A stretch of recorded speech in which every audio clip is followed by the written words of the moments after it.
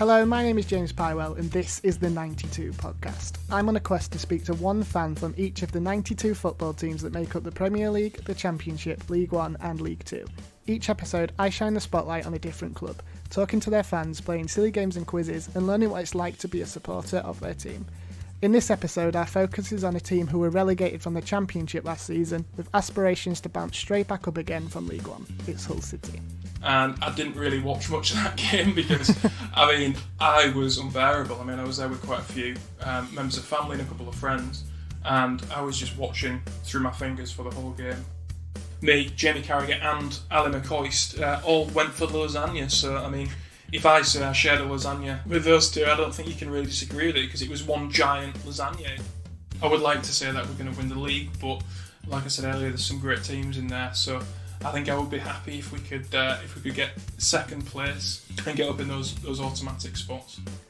Now, I know a little bit about Hull being from Grimsby, but I don't know enough. Luckily, I've roped my friend Connor into joining me on this episode, and hopefully he can enlighten me on what it's like to be a supporter of the Tigers. Hello, Connor. Welcome to the 92 podcast. Hello. It's good to be here. How are you doing? Not too bad.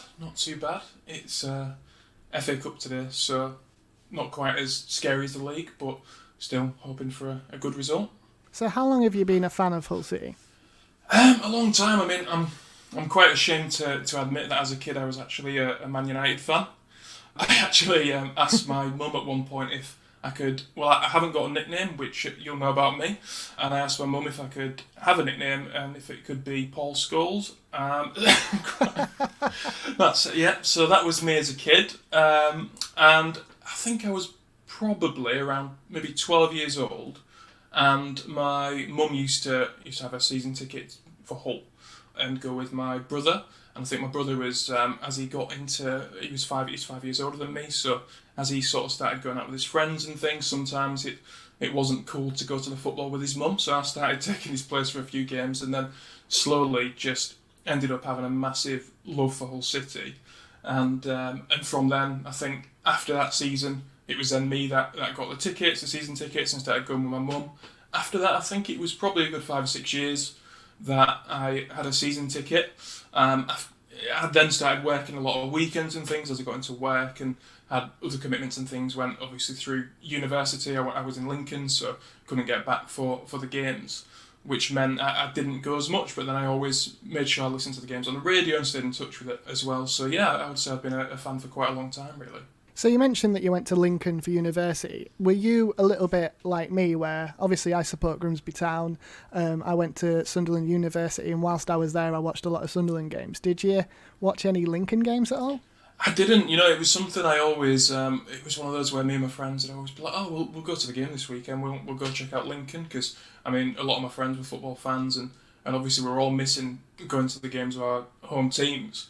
And it just never happened. It was a weird one, and I hate to say it now, looking at the League One table, but at the time it was almost like, because we were in that stage sort of back and forth from the Championship and the Premier League, at that time Lincoln was almost below me, which is weird to say now when you look at the league table, and I would say Lincoln are definitely one of our the teams that we need to be beating this season. We need to get some points against them because they're going really well, and they could be quite a challenge this season, and they could be beating us to an automatic spot. So it's quite embarrassing to think. At the time I thought the level of football wouldn't be quite up to scratch, but now I think they're playing some really good football, and in a few years there's no reason, if they keep going the way they are, why they couldn't end up having a decent season in the Premier League potentially.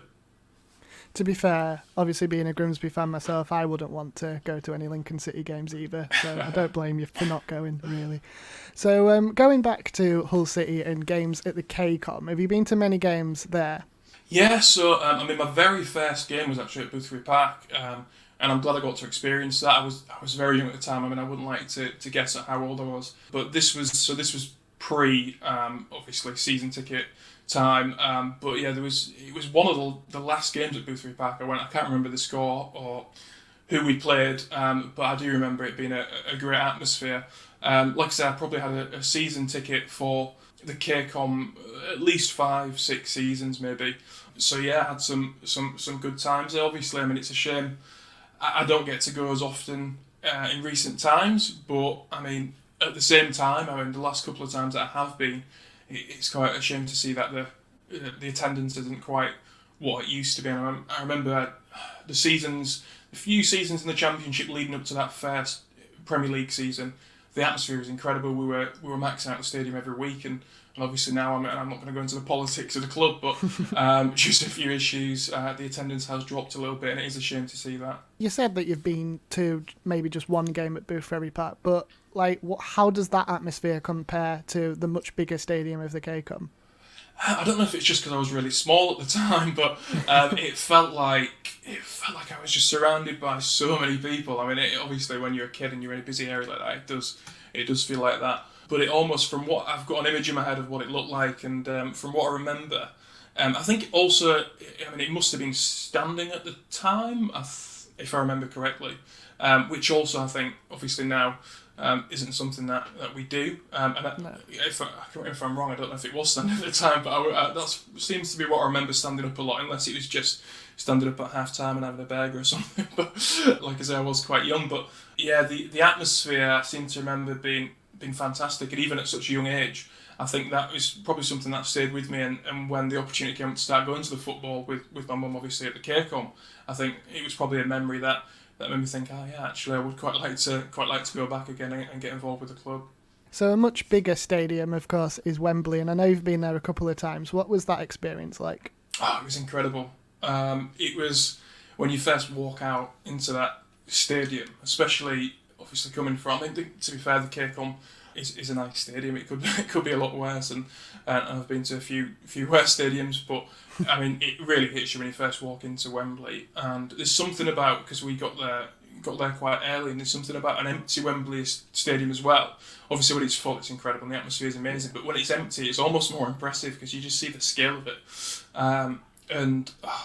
It was, I mean, to be honest, so I've been to Wembley twice. The first one was the first playoff final, which was obviously incredible, and I didn't really watch much of that game because I mean, I was unbearable. I mean, I was there with quite a few members of family and a couple of friends, and I was just watching through my fingers for the whole game. I mean, luckily pulled my hand away to see that Windass volley, which is something that I will always remember. But it's unfortunate that my Wembley experiences are just taken over by stress and anxiety, trying to keep a lead. I mean, after we went 1-0 up against Bristol City, after that I just couldn't watch it all. I think I was so scared because from my point of view, I think I was 15 at the time. Obviously been going for a few years, and it was a massive moment for me. But then I was sitting next to my granddad, who was 80 at the time.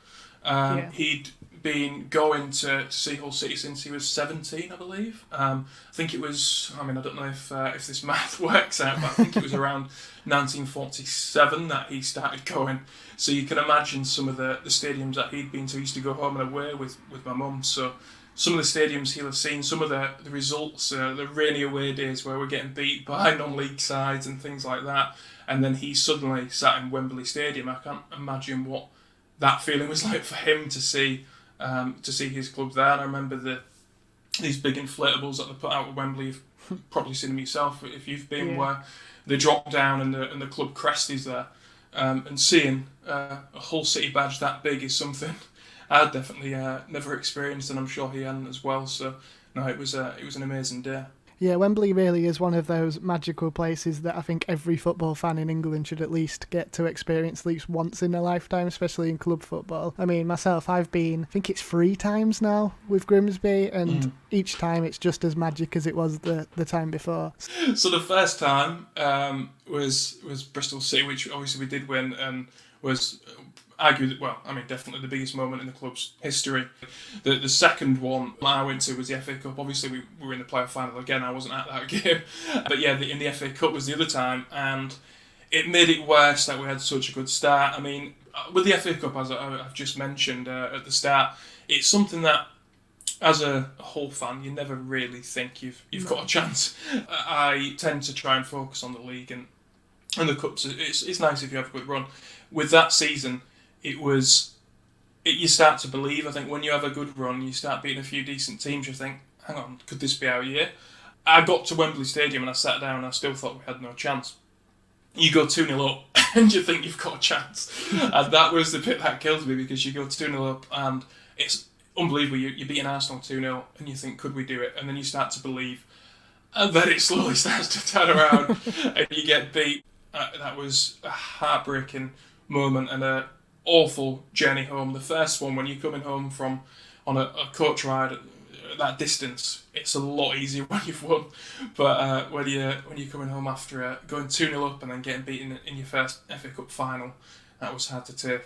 Obviously, I know a little bit about Hull, obviously, being from Grimsby myself, but would you say that Hull's more of a rugby city? Obviously, it's got two massive rugby teams. It's a weird one, really, yeah, because I think it definitely does take over sometimes, and I mean, I used to go to a few rugby matches myself, and you can see the city's mad for it. Like, the atmosphere at those matches, especially the derby matches, is incredible. So you could argue that Hull is more of a rugby town, but I still think, I mean, the club's a big part of everyone's lives as well, and I think there's a lot of loyal supporters around the city. Sometimes perhaps it does get a little bit overshadowed by the rugby teams, just because it's very rare to have two sports teams that are so successful, I suppose, in the same city. And obviously you've got cities in football where there's a couple of teams. Obviously, I mean, Manchester, you've got a couple of decent teams there, but often they tend to be quite spread out in terms of where they are in the league tables and everything, and in the divisions. So to have two top flight rugby teams, it's bound to obviously mean that the city has got a massive love for rugby, and you find that a lot of young people have to pick a side early on. Whether they get a choice or not, I'm not sure. Often it's whether the family support. If you're East Hull, you're Hull KR. If you're West, you're Hull FC. So early on, they've got to decide which rugby team they support, and with a lot of them, it stays with them, and then maybe that ends up being something that they're then into as they're older. But I definitely think football is massively important to the area as well. You often find that a lot of people are into both rugby and football, and they'll go to as many games the rugby as they can, but also go to the football when they can as well. So let's delve a little bit deeper into some of your own personal memories and any stories that you may have of Hull City. So who are some of the players that have pulled on a Hull City shirt that you absolutely adore? I mean, there's been a few over the years. I mean, going back to around 2002, 2003, when around the time where I was going to a few games. So this will have been, I mean, this was quite early on. So this was probably when I was going to the odd match and starting to get a love for the club. And you're looking at the likes of Stuart Green, Stuart Elliott, some of the players that started to come through who were just really classy players, scoring a lot of goals, playing some really nice football. And I think around that time, around 2002, 03, 3, 4, is when we started to get these decent players and start taking it up to that next level. If you're thinking about, like I said, the likes of Stuart Elliott, who, I mean, Hull always seem to have an issue with strikers. We can never seem to, for a long while, we just couldn't put the ball in the net. And when someone like Stuart Elliott comes along, who's just banging them in game after game, and you know you've got a player who's going to put it in the net, that was a massive difference. And I think if you notice with around 2003, I think it was, I mean, correct me if I'm wrong, when we had a cracking season, we go up to League One, we had back-to-back promotion up to the Championship, and that's really, that team around 2002-03 is what started that long jump to the Premier League. I mean, there was a lot of important players around that time. I mean, Ian Ashby, what a story! Like, starting out in the third division and then ended up captaining the team in the Premier League is a massive achievement. And to, I mean, I don't know what you think, but for a player to be able to perform at all of those levels and never look out of place, I think that's incredible. As we started to advance through the leagues, I mean, you obviously have those players where they come in and it's something you've never seen before. When, as a fan of the lower leagues, you've seen some good players. It takes a real special player to come in and you think, wow, like, that is amazing. I think the first time, I mean, there's been some good players before this, but the Championship season before we got promoted to the Premier League, when Fraser Campbell came in on loan from Man United, and he was just, you could see there was something about him that was going to help us get to that next level. And I mean, he scored some massive goals that season. I mean, the assist at Wembley, which was just, he was a young lad at the time. I think he must have only been 20, around that age. And to have the composure to just turn and find that perfect ball in for Dean Windass. That was incredible. And I mean, we've had some great players around that time as well. Richard Garcia, obviously Andy Dawson, it was just an absolute beast at left back, and had a cracking free kick on him as well. Like, it was, I've always enjoyed having a player where you get a free kick in a dangerous position, you think, he might have it from here. And I think Andy Dawson was one of those as well. But yeah, there's been some cracking players. Obviously, as we then got further, I'm thinking of the likes of Abel Hernandez, who again scored some really, really important goals. Dean Windass, I mean, it goes without saying, has had a massive impact. I mean, obviously, originally he had a massive impact when he first started out, but then on his return as well, had some really important moments, some massive goals. I mean, obviously we've already mentioned one of them, which, like I say, I just about saw through my fingers as it flew in.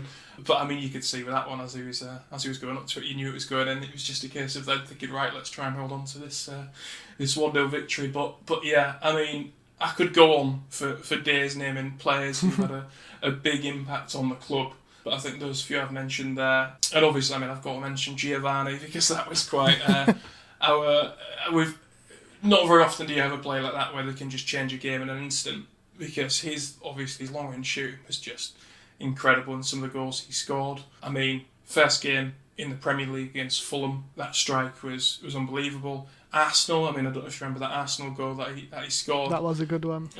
Which, oh my God, what a goal. And I think we went on to win that game 2-1, if I remember, with a Leon Daniel Kuzan goal, if I remember correctly. You'll have to check that for me, but yeah, we've been lucky enough to have some great players. And I mean, going to this current season, looking at the likes of Kale Peake and Lewis Potter, he's looking brilliant. I mean, he's really putting his all into it and doing what he can to get those goals, and he's doing it, and hopefully he can continue to do it. Young Jacob Greaves, who's just come in, who's looking like a quality player. Obviously Malik Wilkes is performing well. So I think we've got some real opportunity. And the thing is as well, a lot of the great players that are performing at the minute are really young, so they've got a lot of time to develop and perhaps become the next Ian Ashby, or someone who's going to stay with the club a long time and do a lot of good things. So you've mentioned a few players there who have maybe gone on to do better things. Two names that spring to mind instantly in my head. Obviously, I don't support Hull, but I think the ones that people will be most familiar with are the likes of, Andy Robertson and Harry Maguire, who are obviously playing for Liverpool and Manchester United now. Did you ever see them play?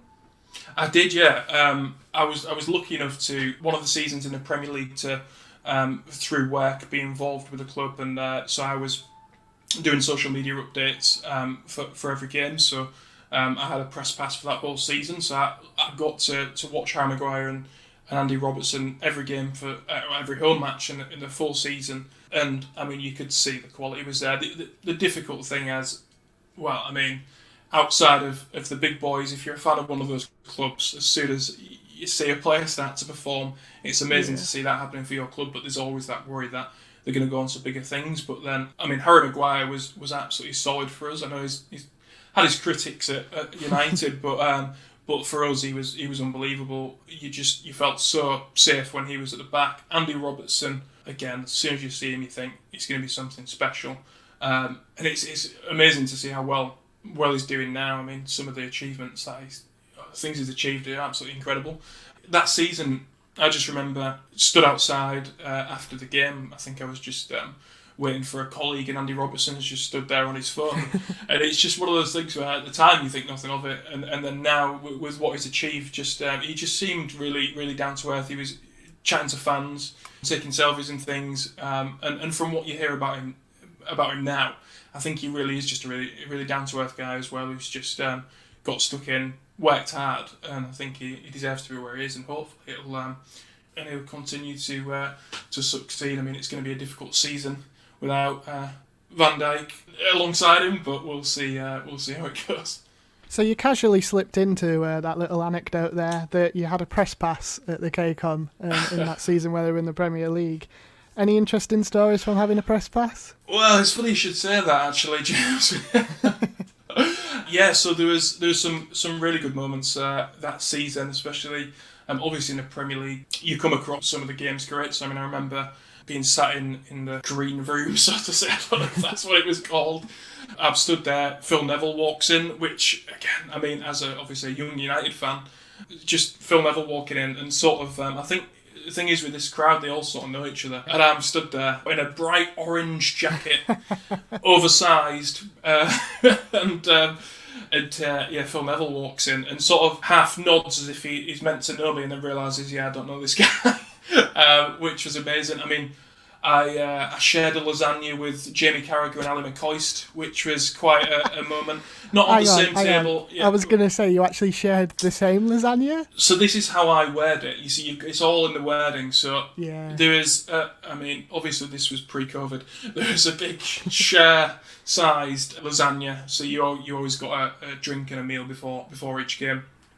There was a giant pot of lasagna, and you'd go up and say what you wanted. And it turned out that me, Jamie Carragher and Ali McCoist all went for the lasagna. So, I mean, if I say I shared a lasagna with those two, I don't think you can really disagree with it, because it was one giant lasagna. It doesn't really matter if it was on the same table or if we made eye contact or not. We still shared the same lasagna, and it's a moment that I'll remember. I actually seem to remember that day. I don't think Jamie Carragher was very happy, because I think Liverpool had gone 1-0 down. I can't remember who was to. So on a different day I might have gone over and said something, but didn't look too happy, so I just left him to it. See, I obviously we're friends, so I know quite a few of your stories. Is it safe to say that having lasagna with Jamie Carragher and Ali McCoist isn't your claim to fame as a Hull City fan? Yeah, so obviously I work for a local radio station, and we once played in a charity match against Hull City Legends, which was obviously a massive moment for me. And it was funny because the team we played against, so Ian Ashby was meant to be playing in centre mid. I mean, it would have been nice to play on the same pitch as Ian Ashby, but I don't know if you've ever stood next to him. He is a giant of a man. He is absolutely terrifying. So, I mean, just standing next to him was terrifying, but playing against him would have been something else. So I'm sort of glad he didn't turn up. But in that team was Dean Windass, Nathan Doyle. So funnily enough, so I think one of my greatest memories of Hull was the playoff semi-finals in the season that we did get promoted for the first time against Watford at home. So I mean, I think it was 2-0 in the first leg. I think we won. I believe Dean Windass scored in that game. I might be wrong. Again, you'll have to double check my my memory. And then we went on to the home match against Watford. Watford get a really early goal, and you go into a game 2-0, you're feeling a bit confident, as in the FA Cup final. We won't talk about that again though. And you're thinking we've got a good chance here. Early goal goes in, all of that goes out of the window. The hands above the face again, and I can't watch. Obviously, we go on to win that game 4-1. And the relief was incredible. Nathan Doyle scored in that game. So, obviously, these two playoff semi-final games are a massive memory for me as a fan. And now I'm going and I'm playing against Nathan Doyle. I'm playing against Dean Windass.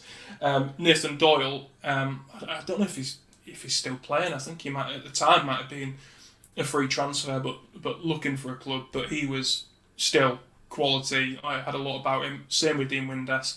Obviously, I didn't really come into contact with Dean Windass that much because I was playing up front. But I'm happy, and I was captain in that game as well, which made it even more special. And we won, and I got a goal as well. But some of the guys in the defence, I mean, obviously, had not been playing for a while, but they had footballing brains, and they were still really smart. Kept catching me offside. I thought, I've got no chance here. And then later on, managed to get a half volley, which found its way to the bottom corner.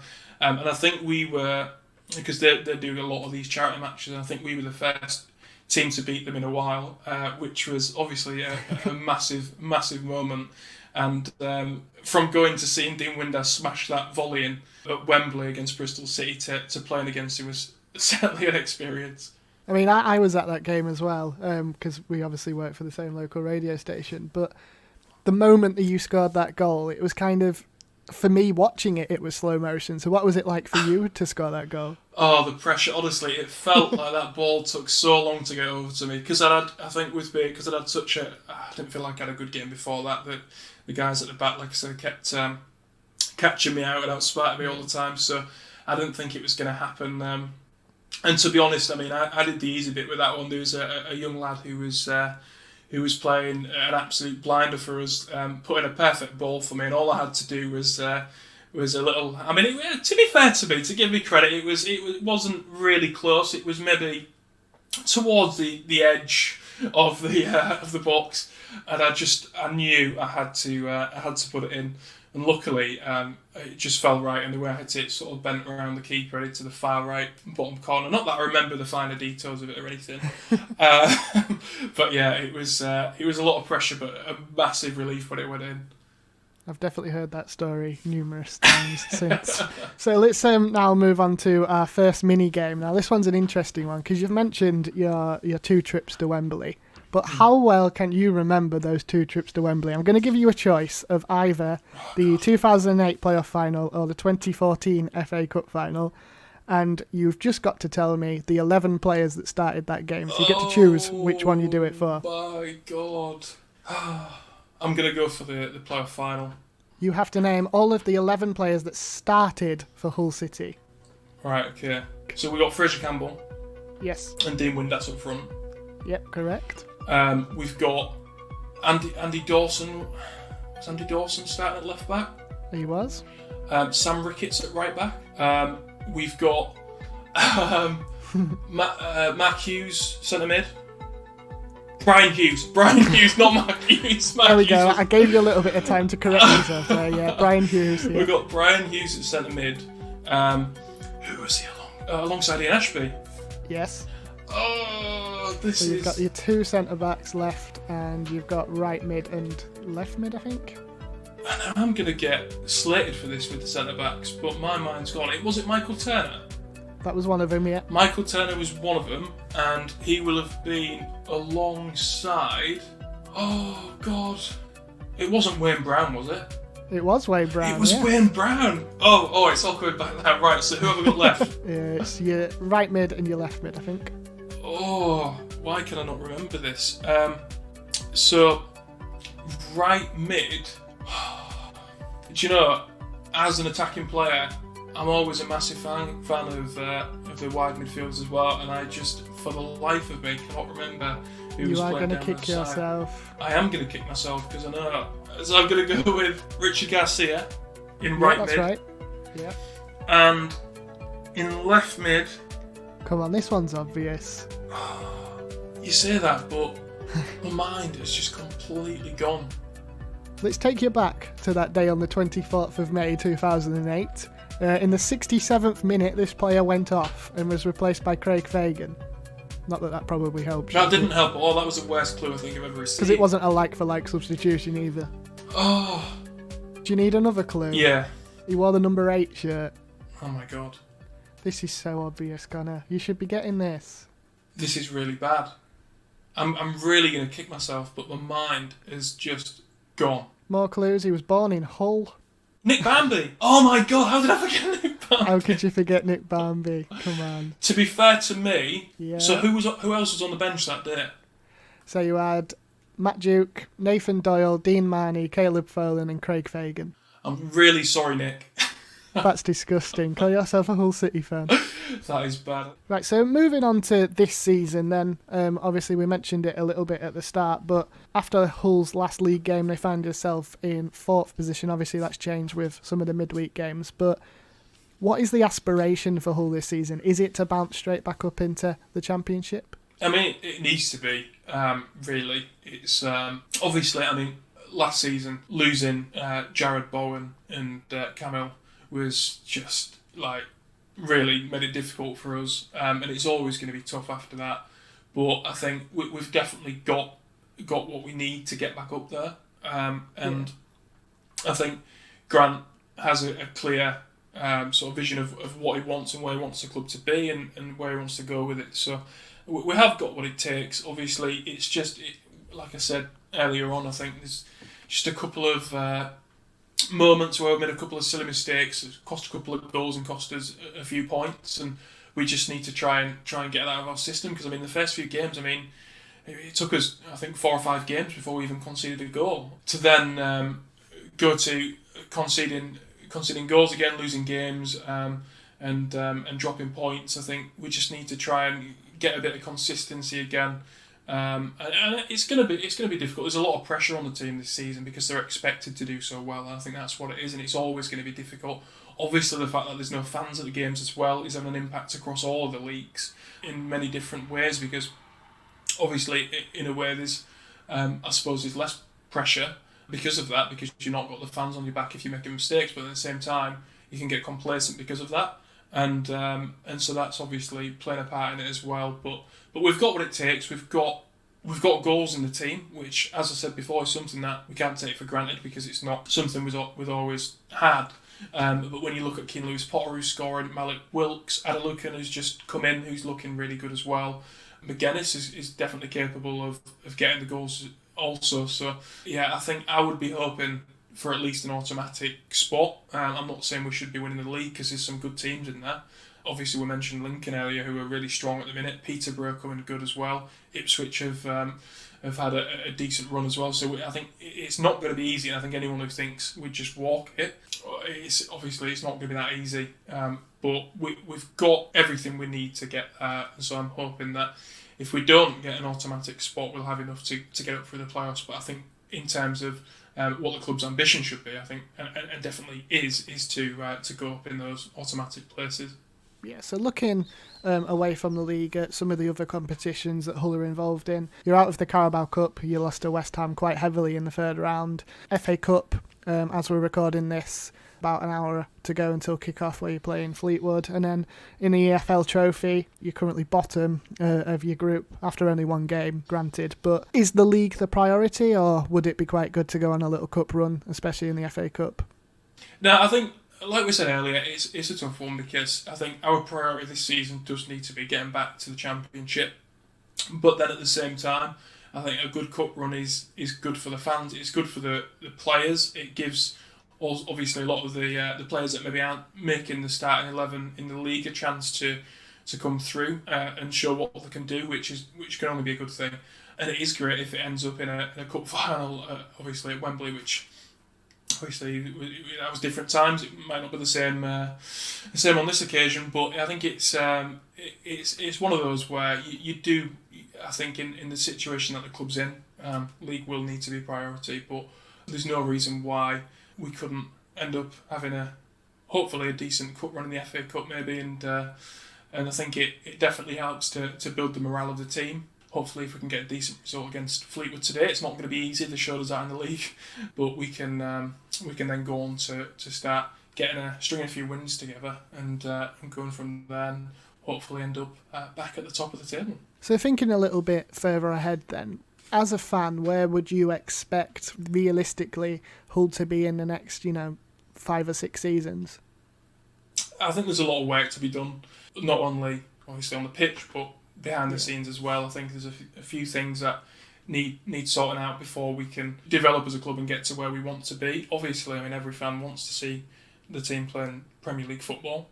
Whether that's realistic or not at the minute, I don't know. I think we need to be looking at obviously getting back into the Championship. But obviously, if that does happen, I don't think getting straight back into the Premier League is going to be a priority. I think it's about building the base and just, like I say, starting from behind the scenes to on the pitch as well, and just getting a strong team together and then looking at what the next steps might be to maybe get back playing Premier League football again. But I think, to be honest, as a fan, I think it's a lot easier watching in League One, in the Championship, because obviously in the Premier League, if you go up and you're not completely ready to be in the Premier League, it can be a difficult watch, and it can be, when you go into the games or when you're watching from home, it can be quite difficult. If you're not quite ready, it can quickly be seen that you're not, and if you then end up with an awful season going straight back down again, money plays a big part in it as well. But as a fan, it's not nice to see when you've got a team like for example Leeds United, who have gone up, and you can tell them in business, and they want to stay up, and they're showing that on the pitch. Obviously, that's good to see. So I think we just need to make sure. Obviously, you're not going out there thinking, "Oh no, we're not ready for the Premier League. We're going to lose this game." But I think it needs to make sure you've built a good squad, and when it happens, it'll happen. I think when we've been in the Premier League before, when we went up that first season, it wasn't something anyone expected. It just sort of fell right, and the right players, the right staff at the right time, and you just knew, like that season, you could just feel like there was something about the club and that we were going to do it. And obviously, I mean, it didn't end up being an automatic promotion, but then we got into the playoffs and did the job. And there was just, I think, when it's the right time, you know that it's the right time. And obviously, we've gone on from that point to have a good few seasons. And I think every time we've been in the Premier League, we've battled well. I don't think we've ever done what some teams have done, where they've just come straight back down. Not to mention any names, but Derby. But yeah, I think we've done ourselves proud when we have been in the Premier League. But I don't think that's going to be something that we're looking at straight away. But I don't think there's any reason why, if we do bounce back up this season, have a couple of seasons in the Championship, I don't think there's any reason why, if the right players are brought in and we can get a bit of consistency in the team, that we couldn't be challenging for a promotion to the Premier League again. Okay, so if I had to press you for a definitive answer as to what league position you reckon Hull will finish in this season, what would you say? I'm going to go for second. I think I would like to say that we're going to win the league, but like I said earlier, there's some great teams in there, so I think I would be happy if we could get second place and get up in those automatic spots. So overall, being a Hull City fan, what makes Hull different to any other football team, do you reckon? I suppose it's probably the same with a lot of other teams as well, but from my point of view as a Hull fan, it's never easy, but then it sort of adds to the fun. We tend to not do things the easy way, we tend to go the hard way about it, but it definitely, like I said, adds to the excitement when you're maybe conceding an early goal when you're not expecting to, or where you have a bad run of games, end up putting it together last half of the season and getting a decent finish. I think you have a lot of up and downs as a Hull fan, like with any club. So finally then, Connor, for people that have never been to Hull before, what's the matchday experience like for Hull? What would you say is the ideal pre-match routine? Like I say, it's for me, I suppose I've not been to as many games recently, but basing it on when I was going regularly, I think it's fantastic. When you're walking up to, I don't know if you've done it yourself, when you're walking up to the KCOM and you're going over the what we call fan bridge, where everyone walks over ahead of the game. I mean, obviously it's not something that's happening at the minute, but that feeling of walking across that bridge with all of the other fans and the anticipation for the game ahead is such an exciting feeling as you approach, and you get a great view of the stadium as you're walking up, and the sound of all those footsteps stomping on the bridge as you're going across, getting ready for the game, I think is a great feeling.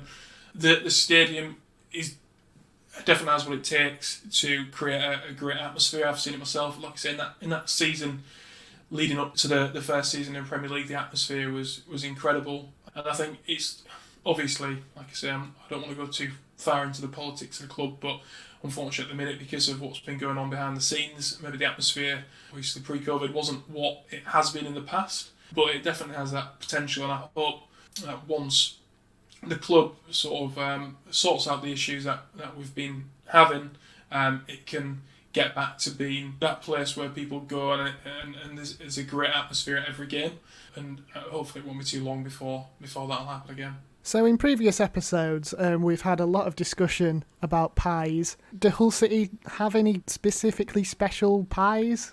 Do you know, I think a lot of football fans are going to be quite mad at me for this, but oh, no. I love a pie, but I've never been one to go for a pie at a football match. I always usually go for like a burger or occasionally a sausage roll or something like that. I know it's bad. I know as a football fan it's sort of like a rite of passage where you're meant to have your pie, but it's not something that I've really ever had, so I can't really comment on the pies at Hull. I've watched them being eaten. I've not seen any complaints, but yeah, I can't actually, I'm afraid, judge that for myself. We might have to once fans are allowed back into stadiums, I might have to grab one and let you know about that if that's all right. Is there any other kind of food then that you would like to put forward as being the best thing that Hull serves? It doesn't have to be. Could be like fish and chips, or I mean, you've obviously if you're coming from outside of Hull, you've got to have a patty. That's quite big in this area. And if you've not had one before, it's quite an experience. Have you had a patty, James? I have. I had one at Hull Fair a couple of years ago, and it was my first ever Hull patty, and I didn't really know what to expect because I didn't really know what it was. But yeah, it was nice. It's alright. It's really good. Chip spice is obviously a very Hull thing. I didn't realise that was a specifically Hull thing because obviously being from Grimsby, it's kind of trickled its way into Grimsby, so it's always been something I've been aware of. But obviously, people elsewhere in the country might not even know what it is. Well, I mean, it sort of throws you off a bit because I suppose a lot of the chip spice that you get is American chip spice, so it doesn't strike you as a whole thing. But I think a lot of places, like when you go to takeaways and things in other places, you don't really get it. Like in Hull, it's sort of like you get that with your chips. You don't really have a choice. It's like you're having chip spice, just eat it. But I mean, it is good. So if you've never experienced chip spice on your chips before, it's worth doing that while you're in Hull. So get your chip spice on your chips, get your patty, and yeah, you're good to go. A Hull patty and chips with chip spice on is Connor's recommendation for if you're going to a Hull City match anytime in the future. Well, thank you very much, Connor, for agreeing to come on the podcast and sharing some of your stories, including having lasagna with Jamie Carragher and Ali McCoy. Good luck for the rest of the season for Hull. Thank you very much. It's funny actually about Ali McCoy because he was on TV this morning. I actually told my girlfriend that story, despite the fact that she's heard it about 50 times, but she just... I was going to say, how many times has she heard it? Yeah, a lot, but bless her, and every time she hears it, she acts like it's the first time, so it's like, oh my god, really? And then I'm like, yeah, no, she's heard it so many times, but no, thank you for having me, James. Thanks again to Connor for talking to us, and of course thank you for listening. If you'd like to help me on my quest to speak to at least one fan from each of the clubs in the 92 and talk all about your club, you can find us on Twitter and Instagram at the 92 podcast, or you can email me at the92podcast@gmail.com. And if you haven't already, make sure you subscribe to the 92 podcast wherever it is that you've found this episode. And if you're listening on Apple Podcasts, it would really be nice if you could leave us a rating and even a review. Next time, I'll be ticking off another club in the 92. See you then.